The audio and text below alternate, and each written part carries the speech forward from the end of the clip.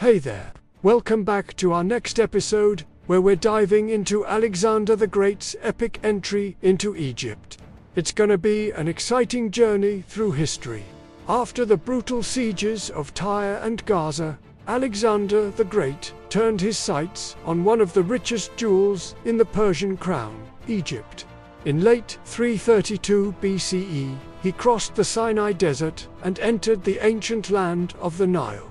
To his surprise, and perhaps relief, he was met not with resistance, but with open arms. The Egyptians, weary of Persian rule, hailed him as a liberator, and soon, as their new pharaoh, having secured the entirety of the Phoenician and Palestinian coastline with the fall of Gaza, Alexander the Great led his army southwards, crossing the harsh Sinai desert in a swift 7-day march. His destination was Egypt, a land of ancient civilization, immense wealth, and profound religious traditions, which had been under Persian Achaemenid rule, intermittently and often resentfully, for nearly 2 centuries. Alexander's arrival at the eastern Egyptian border city of Pelusium in late 332 BCE was markedly different from his experiences at Tyre or Gaza.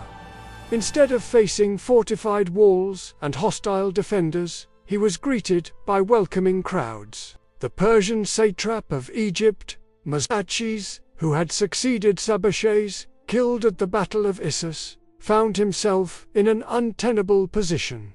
He had few reliable troops. His predecessor had taken much of the treasury to Darius before Issus, and the Egyptian populace was deeply alienated by Persian rule, which had often been characterized by religious insensitivity and heavy taxation.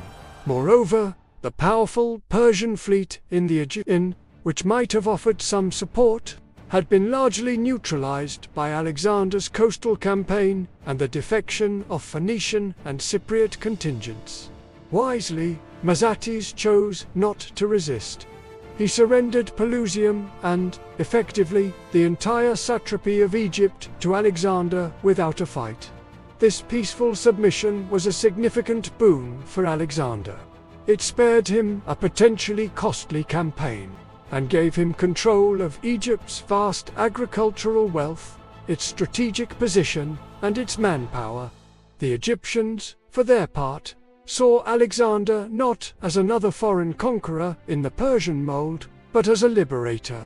They had endured several periods of harsh Persian domination, interspersed with brief spells of independence. The Persians, particularly under rulers like Cambyses II and Artaxerxes III, had often been accused of desecrating Egyptian temples, killing sacred animals like the Apis bull, and generally disrespecting their deeply ingrained religious beliefs. Alexander, in stark contrast, approached Egypt with remarkable cultural sensitivity and political astuteness. From Pelusium, Alexander ordered his newly acquired fleet, which had sailed around from Gaza, to proceed up the Nile River to Memphis, the ancient capital of Lower Egypt. He himself marched overland with his army, also towards Memphis, receiving the submission of various towns and cities along the way. Everywhere he went, he was reportedly hailed by the Egyptian people. Upon reaching Memphis, one of the largest and most important cities in the ancient world, Alexander made a series of gestures designed to win the hearts and minds of the Egyptian priesthood and populace. Crucially, he offered sacrifices to the Egyptian gods, most notably to Apis, the sacred bull worshipped as an incarnation of the god Ptah. This was a powerful symbolic act, directly contrasting with the perceived impiety of previous Persian rulers. He also patronized Greek-style athletic and musical contests, which were attended by prominent performers from Greece, further linking his rule with Hellenic culture while respecting Egyptian traditions. It was likely at Memphis that Alexander was formally recognized, or crowned, as Pharaoh of Egypt. While the details of such a ceremony are not extensively recorded by ancient Greek historians who may have downplayed non-Greek elements, it is highly probable that he underwent some form of traditional Egyptian coronation, accepting the double crown of Upper and Lower Egypt and the traditional pharaonic title. This act legitimized his rule in the eyes of the Egyptians, transforming him from a foreign conqueror into their rightful sovereign, a successor to the ancient lines of pharaohs. He was seen as someone who would restore order and respect their gods and customs. By embracing this role, Alexander secured the loyalty of the powerful Egyptian priestly class, who were key to administering the country and influencing public opinion. In organizing the administration of Egypt, Alexander demonstrated both innovation and caution. He largely retained the existing Egyptian administrative divisions, nomes, and often appointed Egyptians to local government positions. However, he strategically divided the supreme authority, a departure from the centralized power of the Persian satrap, who was a provincial governor in the ancient Persian Empire, particularly under the Achaemenid dynasty. The term comes from the Old Persian word Keshathrapavon, meaning protector of the province. He appointed to Egyptians Delospis and Petasis, though Petasis declined, as civil governors of the country. Crucially, he placed the military command in the hands of Macedonian officers.